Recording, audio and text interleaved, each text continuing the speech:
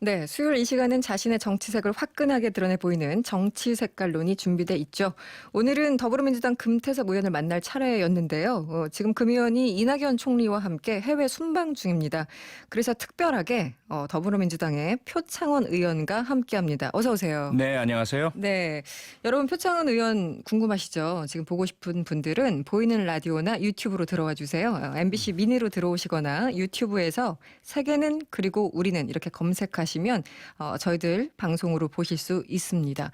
저희가 아까 1, 2부 끝날 때 의원님 나오신다고 예고를 막 했더니 네. 벌써 문자가 왔어요. 이 성상진님, 표창원 의원님이요? 조사받고 있을 텐데요. 일거수일투족을 다 알고 계신. 네, 오후 4시까지 조사받았습니다. 오후 4시까지요? 네, 6시간. 6시간. 예. 이제 본격적으로 조사를 어떻게 받으셨는지 궁금한 게 참 많은데 그 전에 하나 또 네. 질문을 좀 드릴게요. 사실은 저희들도 아직 좀 믿기지 않는데 정두원 네. 전 의원님 그 소식을 듣고 좀 비현실적이라는 느낌. 그런데 의원님이 SNS에 글을 올리셨어요. 이 가짜 뉴스 얘기를 희망한다. 이 솔직하고 용기 있는 이 보기 드문 선배 정치인으로 존경했던 분이다. 이렇게 쓰셨는데 어떻게 좀 개인적인 인연이 있으세요? 방송에서 아, 같이 출연한 것밖에 없고요. 네네네. 사실은 한번 따로 사적으로 만나서 식사도 하면서 깊은 말씀을 들어보고 싶은 분이었거든요. 아. 근데 그럴 기회가 전혀 없었습니다. 그렇군요. 네.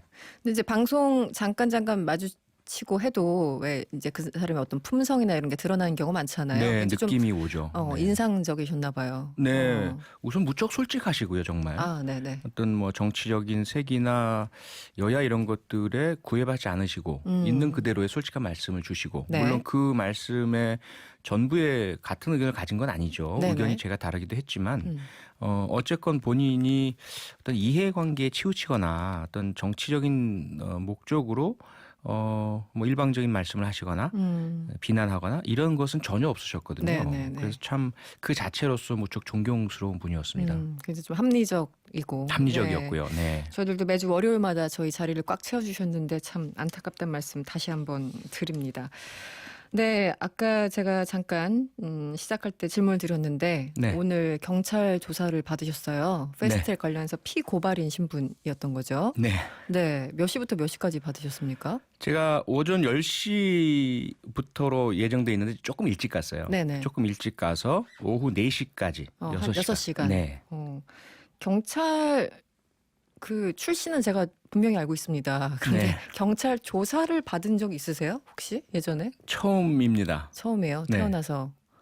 기분이 어떻습니까? 조사받는 기분은? 뭐 여러 가지 좀 복잡하더라고요. 그래서 어. 과거에 제가 그 형사로 네. 피의자 신문 조서를 받던 네. 그 느낌에 이제 상대 측에 서 있는 느낌이 되다 보니까 좀 묘하기도 하고 혹시 과거에 내가 그분들께 지나치지 않았나라는 생각도 들고 반성이 순식간에. 네. 그리고 저를 조사하는 이제 형사의 그 마음속에 있는 것들 어떻게 내게서 범죄 혐의점을 찾아내려 할지 네. 그건 형사의 본능이기 때문에 그렇죠. 예. 네. 직업이기도 하고 본능이기도 그렇습니다. 하고. 네. 그래서 그 팽팽한 긴장감 속에서 네. 조사를 받았습니다.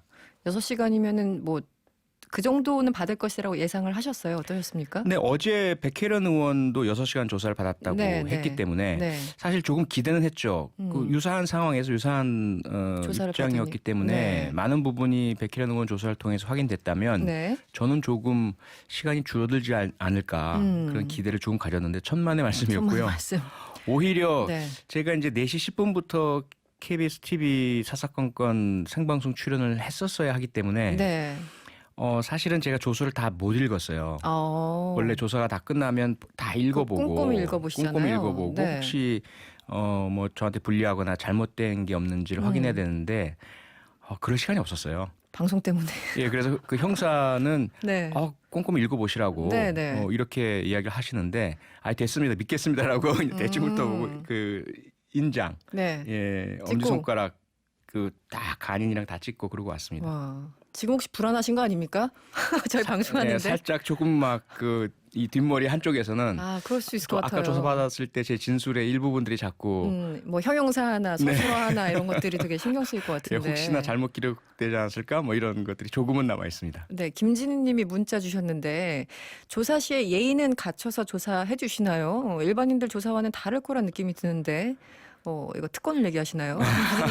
어떤 맥락인지 네 어떠셨어요? 예, 솔직히 말씀드리면 네. 이제 제가 1990년, 91년, 92년, 93년까지 현장 일선에서 범죄 조사할 때는 분위기가 사뭇 지금과는 달랐어요. 네, 네, 네. 조사실이 따로 있지도 않았고 네. 형사계 오픈된 곳에서 여기저기서 막 조사가 이루어지고 영화들 보셨을 네, 거예요. 네, 그게 네. 옛날 시기거든요. 다 오픈된 공간에서. 네, 우리 시기였고 막 윽박 지르기도 하고 왜 사실대로 얘기 안 해라고 하기도 하고 압박하고 압박하기도 하고 민망하게. 예. 네. 근데 지금은 전혀 그렇지 않다고 제가 들었고 네, 네. 지금 제가 겪어보니까 네. 저한테만 그렇게 한다는 느낌은 안 들었고요. 존댓말 존칭 계속 쓰고요. 네. 해야 될 질문은 대단히 냉정하고 차갑게 하면서도 뭐 윽박 지른다든지 네. 흥분하거나 감정을 앞세운다든지 이런 건 전혀 없었습니다. 4747번님 오히려 그 형사님이 표창원 의원님 앞에서 시험 치르는 기분이었을 것 같다는 왜 그런 생각도 들고요. 구체적으로 그 의원님 오늘 어떤 조사를 받으신 거예요? 누구 때리셨어요? 네. 아니요. 제가 왜 때립니까? 네. 네, 제가 때리면 사람이 크게 다치기 때문에 저는 함부로 못 때립니다. 그렇군요. 네. 4월 25일부터 26일 사이에 국회에서 네. 영상으로 많이 보셨잖아요. 생중계도 됐고 국회에 파행 사태, 네, 폭력, 동물국회. 네, 너무 충격적이었어요. 사실 국민들 입장에서는 네. 그 장면 하나하나가. 네. 그 상황에서 저도 이제 자유한국당에 의해서 고발을 당했기 때문에 네. 제가 나오는 그러니까 경찰이 지난 2달여 동안 국회 CCTV 모두, 그다음에 방송사에서 이미 제출해 주신 네. 영상 모두, 네. 그다음에 개인 유튜버나 또는 보좌진 등 촬영한 영상 제출된 것들이 많거든요. 굉장히 많을 것 같아요. 그걸 다 네. 분석을 했더라고요. 그래서 제가 등장하는 것마다 다 네. 스틸 이 사진으로 제시하고 영상으로 보여주면서 그 당시에 왜 거기에 갔으며 어떤 생각으로 어떤 일을 했고 그 과정에서 물리적 충돌이 있었는지 그리고 그 충돌이 있었다면 그 상대방이 혹시 그것을 네. 폭력으로 받아들일 수 있지는 않는지 그리고 제가 아닌 다른 우리 당 의원들이나 보좌진들의 행동에 대해서 어떻게 생각하는지 네. 또 우리들이 사전에 모의하거나 계획한 것은 없는지 의원들이나 보좌진들 사이에서 예, 그래서 정말 아주 그 촘촘하게 조여 들어오는 그러네. 그런 그 질문들을 받았습니다. 네. 그런데 자유한국당 나경원 원내대표가 굉장히 발언을 많이 하고 계시죠. 여당 의원에 대해서는 경찰이 면담 수준의 조사를 하고 있다. 동의를 하십니까? 전혀 동의하지 않고요. 네. 그분이 현장에서 조사 과정을 보지도 않으시고 저는 지금 6시간 동안 정말 뭐랄까요. 온몸의 에너지가 다 긴장된, 소진될 정도의 긴장된 그렇죠. 조사를 받고 왔는데 네. 예의가 아닙니다. 기본적으로. 공감 능력이 전혀 없는 말씀이고 네네. 모든 것들을 정치적인 이해에 따라서 그렇게 함부로 말씀하시면 나중에 아마 크게 후회하실 것 같아요. 네. 네. 나경원 원내대표도 지금 피고발 상태인 거죠. 네, 이제 가운데 계셨으니까. 그렇습니다. 나경원 원내대표가 지난 14일 기자회견을 해서 이런 얘기를 합니다. 자유한국당은 선진화법을 위반한 적이 없고 출석 요구는 야당 탄압이다. 닭의 목을 비틀어도 새벽은 온다. 이렇게 얘기를 하셨어요.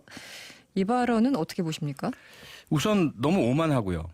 경찰 조사나 그 사실에 대한 어떤 사실 검토가 네. 없는 상태에서 본인이 마치 판사인 듯이 전직 우리는 판사셨죠. 네. 우리는 국회법 위반한 적이 없다. 이 말씀 자체 그리고 설사 판사를 하더라도 경찰의 수사와 검찰의 기소 공판에서의 그런 모든 기회가 부여된 상태에서의 진술과 증거 검토 분석 없이 어떻게 판결을 내릴 수 있겠습니까? 네네. 너무 오만한 것이죠. 네. 거기에다가 닭의 목을 비틀어도 새벽은 온다라는 것은 정말 유명한 고 김영삼 대통령께서 그랬었죠. 독재 정권에 의해서 탄압받으실 때 하셨던 말씀이고요. 그 독재 정권의 탄압의 주체가 사실 자유한국당의 전신이었던 그 공화당, 뭐 민정당 계열의 네. 정부와 그 당시 검찰이나 경찰들이었거든요. 네. 근데 그런 부분들에 대한 인식이 전혀 없이 어떻게 그런 용어를 함부로 사용하실 수 있는지 참 놀랍습니다. YS가 썼던 그 문장을 네. 이 상황에 쓴다는 거에 대해서 놀랍다. 네.